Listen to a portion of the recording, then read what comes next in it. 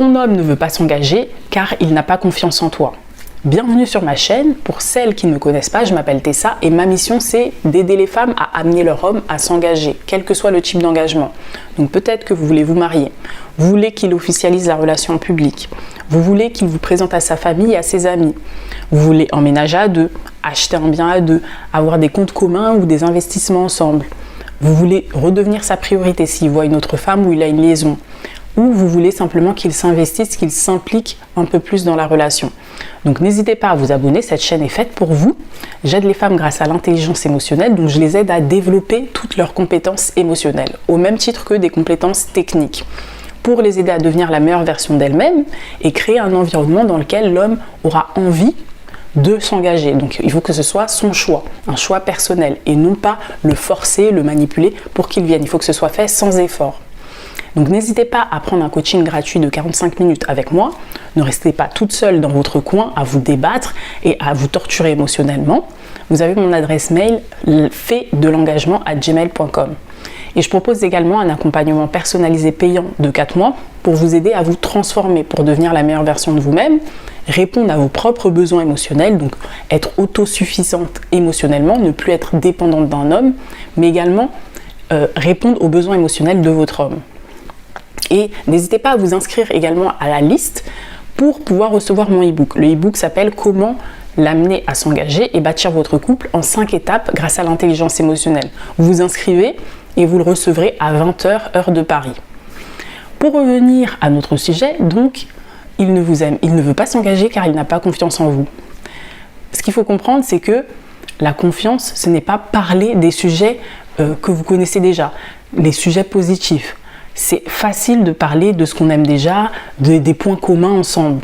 Exemple, quand vous allez à la boulangerie. Là, l'autre fois, je suis partie à la poste et avec le monsieur, on s'est super bien entendu. Après, il avait également des locks, donc c'était assez facile. On a commencé à rigoler, on a parlé de tout, on a parlé de la Guadeloupe, etc., de tout ça. On a commencé à rigoler ensemble. Ce qui est facile, en fait, parler avec quelqu'un et avoir une complicité avec quelqu'un, c'est assez simple, à moins d'être un psychopathe, avoir un bon feeling quand tu sors dehors, tu vas au magasin, tu peux parler avec tout le monde. Il y a vraiment les personnes qui sont extrêmement introverties qui ne peuvent pas. Même moi, je suis introvertie, mais j'arrive quand même. Vous avez l'impression peut-être que je suis extravertie parce que vous me voyez devant une caméra, mais non, ne vous fiez pas aux apparences, mesdames. Je suis totalement introvertie. Moi, je peux rester chez moi pendant 4 mois, personne ne me voit. Tant que j'ai Netflix, ça me va. Donc, tout ça pour vous dire que c'est assez simple. Et pareil avec votre homme, parler des sujets, les points d'accord, c'est assez facile. Ce qui est dur, c'est parler des sujets de désaccord.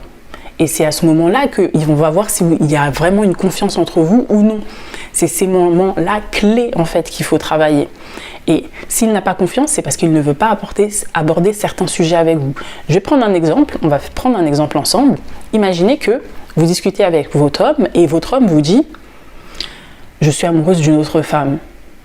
Je sais, j'en suis sûre que pour la plupart d'entre vous, votre réaction, ça va être « Qui est cette femme ? Depuis quand ? Tu l'as déjà vue ? Tu as déjà couché avec elle ? Où ? Tu l'as trouvée où ?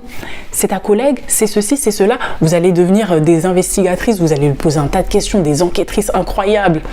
Mais en fait, c'est pas à cet instant-là, c'est pas ça qu'il faut lui poser comme question. Il faut essayer de comprendre comment se fait-il qu'il est tombé amoureux d'une autre femme. Donc il faut lui demander, mais ça me fait de la peine d'apprendre ça, mais je veux en savoir plus.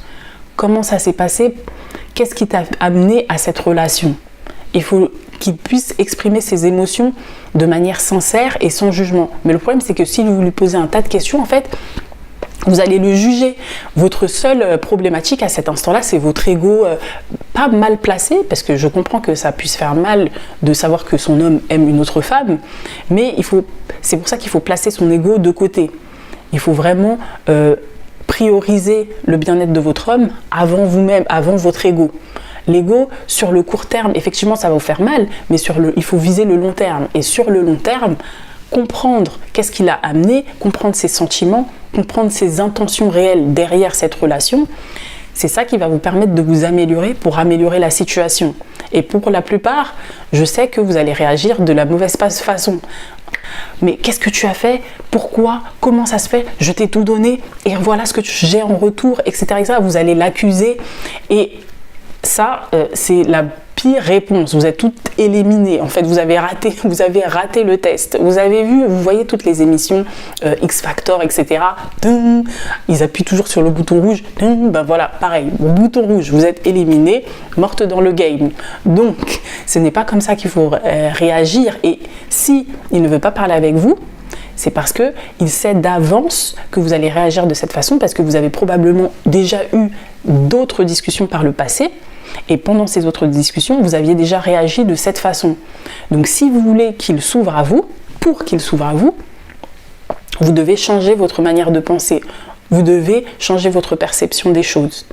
Et lors de discussions un peu où vous avez des points de désaccord, par exemple la politique, pas forcément de la relation, puisque pour l'instant il ne veut pas vous en parler de toute façon, donc vous n'avez pas le choix, vous ne pouvez pas parler en ce moment de la relation. Il ne veut pas aborder ce sujet avec vous. Mais vous pouvez parler d'autres sujets de points de désaccord, par exemple de politique. Vous lui dites, mais pourquoi je comprends que tu sois de gauche, tu penses que les personnes de gauche sont des feignantes, etc., etc. Vous lui posez un tas de questions, c'est un exemple, hein, attention. Mais vous devez lui poser un tas de questions, apprendre à connaître sa perception des choses, ses pensées, et essayer de l'écouter, mais de l'écouter de manière active. Et vous devez faire ça avec d'autres discussions, puisque pour l'instant, vous ne pouvez pas parler de l'engagement. Mais grâce à ces autres discussions, il verra que vous êtes apte à avoir une conversation constructive. Et lorsqu'il sera prêt, il pourra aborder la thématique de l'engagement avec vous. Mais d'abord, vous devez vous devez lui prouver que vous-même vous êtes prête, que vous êtes apte à avoir ce type de discussion avec lui et qu'il peut avoir confiance en vous.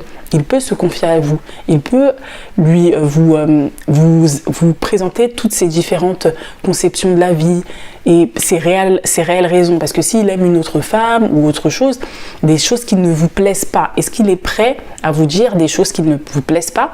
Est-ce que vous êtes prête à les entendre?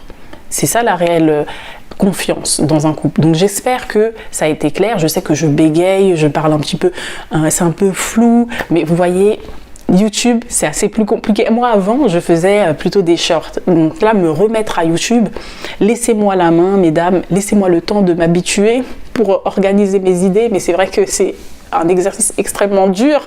Pour moi, une introvertie, c'est extrêmement dur. Donc, soyez indulgente avec moi. Je vous remercie d'avoir regardé cette vidéo jusqu'à la fin. N'oubliez pas de vous abonner et je vous dis à très vite.